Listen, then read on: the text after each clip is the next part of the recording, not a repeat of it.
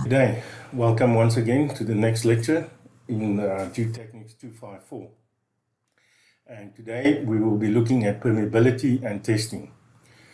Once a theory appears on the question sheet of a college examination, university examination, it turns into something to be feared and believed.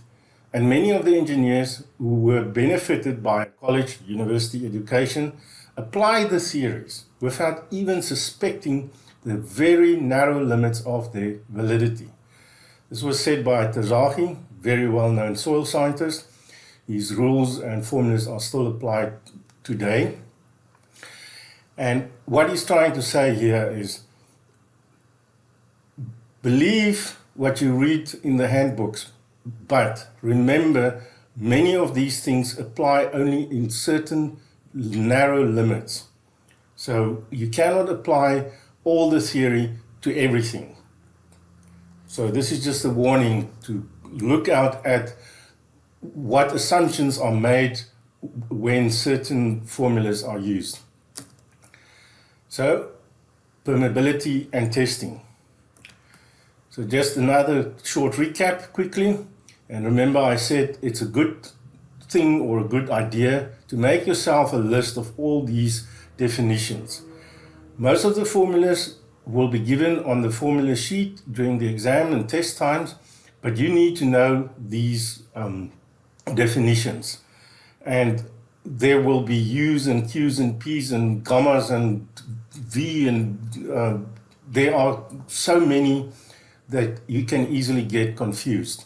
So last week, or the last lecture, we looked at pore water pressure, U, H, the total energy head, Z, the elevation head, K, the coefficient of permeability or permeability, I is the hydraulic gradient, and Q is the flow rate. So we're going to do, or look first of all at the constant head permeability test, which is done in the lab. And this test is applied to coarse grade soils only, so gravels and sands. In other words, water will flow fairly quickly through the sample. You have a water tank that has a constant head. In other words, it's always filled to a certain level, and there's an overflow pipe to make sure that the tank doesn't overflow. You have a cylindrical sample. Typically, this is a sample that you will get from the Proctor or Mott-Ashton test. Then it has a coarse filter at the top and bottom to make sure the water distributes evenly throughout the sample and not flow in a small path through the sample. Then it has two pipes on the end, on the one side, the so-called top pipe and bottom pipe. And delta H is the difference between the total head of the two pipes, and delta L is the distance between the top and the bottom pipe. So Darcy's law says that the flow rate is equal to the permeability times the hydraulic gradient times the area. So if K, permeability, is larger than 10 to the minus 4 meters per second, it's a coarse material which have this typical flow rates. So K becomes delta H over delta L times the area, and then it can be further broken down into K equals the flow rate times delta L over the area times delta H. So we take a quick look at a quick example. We have 173 milliliters of water through the sample. The diameter is 100 millimeters. It takes 5 minutes.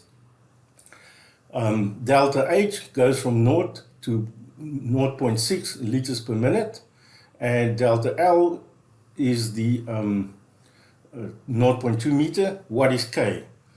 K, per definition, is given, and the area equals pi r squared, so the area is pi times 0.052 squared, and Q becomes the volume over the time.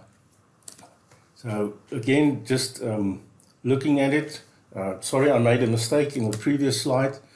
Delta H is 0.0 6 meters. Sorry, I've got to. Okay, this slide is wrong. So just look at this one. This is correct. 5 minutes, delta H is 0.0661 meters, and delta L is the difference between the two pipes, or the height difference, is 0.2 meters. So if K equals Q times delta L over the area times delta H, then so the area is pi r squared, which is then 0.007854 square meters, and Q is the volume over the time. So 173 milliliters of water, so 173 times 10 to the minus 6 cubic meters over 5 minutes, and that gives you 5.766 times 10 to the minus 7 cubic meters per second. That's the flow rate. And the permeability then, if you substitute all the answers, then you get 2.407 times 10 to the minus 4 meters per second, which is typical for a gravel or a sand. In this example, the water flows in from the top, and then we have the standpipe on the one side to tell us to what level the water will rise. And according to Darcy's law, the flow rate is the permeability times the hydraulic gradient times the area. We have 2 points that we want to know what is happening, and we have a datum at the bottom over here. So the pressure head is the height above point A, which is U over the unit weight of water is 1 meters. And the elevation head is the height above the datum. So Z, which is the elevation head, is 5 meters. So the height at point A then gives us 6 meters. At point B, the pressure head is 3 meters, and Z is 1 meters above the datum, and therefore the height at B is a total of 4 meters. So we have 3 meters there in B, at B for the pressure head, and so the height is 4 meters. So what is Q? Q, after substituting all the stuff, you get 0.5 times 10 to the minus 3 cubic meters per second. So this is probably a gravel at that flow rate. And I, the hydraulic gradient, is the head loss over the distance between the pipes. So delta H over delta L. In this example, water is being pumped from the bottom, and we have the standpipe, and essentially we want to know what is X. So the datum is here at the bottom. Q again, Darcy's law. X is an unknown in hydraulic gradient. So at point A, HA is 6 meters, and at point B becomes 5 plus X plus 1 meter. And that, so the pore water pressure over the unit weight of water is 5 plus X, and Z is 1. So at point B, it's 6 plus X. Therefore, Q becomes K times I times the area. And if you substitute it, you get this values, and this here is 6 plus X minus 6. And then it comes out that X is 0.4 meters. So the water is flowing from the bottom at this rate. The area is 1 square meter, K is given, and then you can calculate the value. The falling air permeability test is applied to fine-grained sands, in other words, clays and silts, and you need an undisturbed sample. So you would have to get a sample from the field, and there we have certain definitions. L is the height of the sample, the area A. there's height 1 and height 0. So as the test is performed, this water is slowly dropping down, and you start by taking at time 0, this is H0, and at time 1, which is whatever time, this becomes H1. These test is accurate for K values between 10 to the minus 7 and 10 to the minus 4. So if your values of permeability is going towards minus 6, minus 7, or even minus 8 is very uncommon, but then you know you're talking about a silt or a clay. Anything above 10 to minus 4, a sand or a gravel. So again, we have Darcy's law, and then you will see a whole lot of mathematics. And fortunately, this is not a mathematics class, so I will never expect you to know these or expect you to do this in a test.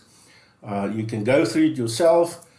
Just to clarify a little bit, the minus A here is due to the water falling in the pipe, not rising but falling. But in the end, this is the important one, K becomes 2.3 times A times L over A at time 1 log the height at time 0 and the height times at the time that you measure. So the water in the top pipe drops from 1.584 meters above the outlet to 0.584 meters in 15.2 minutes. The sample is 100 millimeters in length and 100 millimeters in diameter. The area of the pipe is 6.7 millimeters squared. What is K? So basically just substituting the values into the formula, then you should get an answer, which must be in meters per second, of course, and 9.3 times 10 to the minus 8 meters per second is what you get from the sample.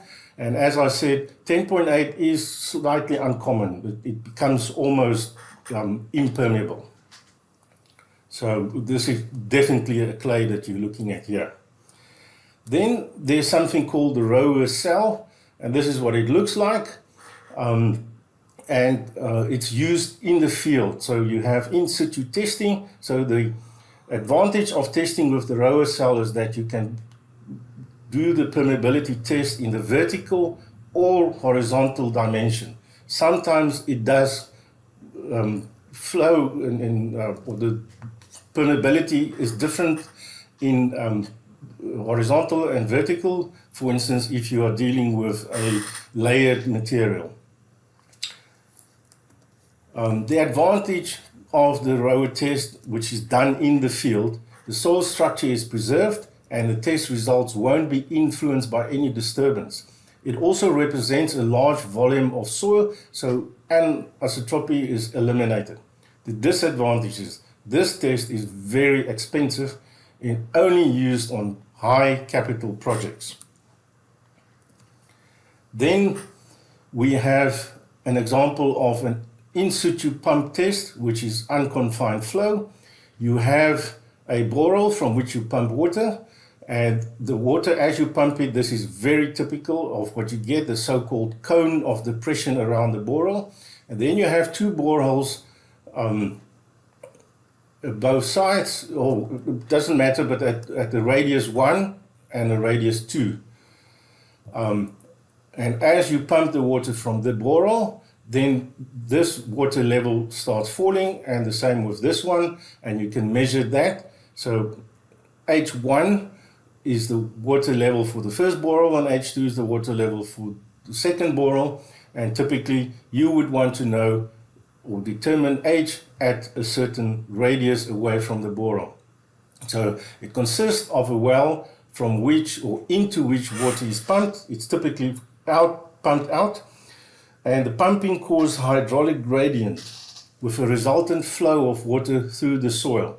So the gradient and flow are monitored, and then you can determine K. we are going to get a whole lot of names. Boyle said this and Stokes says that and Darcy's law. So we have another assumption, the Pute's assumption. The hydraulic gradient away, or a certain radius away from the boreal, is constant over the depth of the layer. So the delta H over the delta R is constant over the depth of the layer. So again, we have Darcy's law that we've seen now a few times, and then a whole lot of mathematics, and then right at the end we get a K, which is, in this case, if you do a boreal pump test, you have a K value that's 2.3 times the flow rate times the log of radius 2 over radius 1 divided by pi times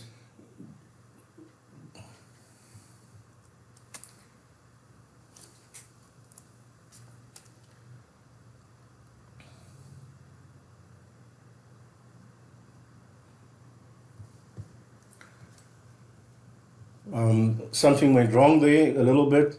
I hope it's still carrying on, but K becomes 2.3 Q times the log of the radius 2 over radius 1 divided by pi of height 2 squared minus height 1 squared.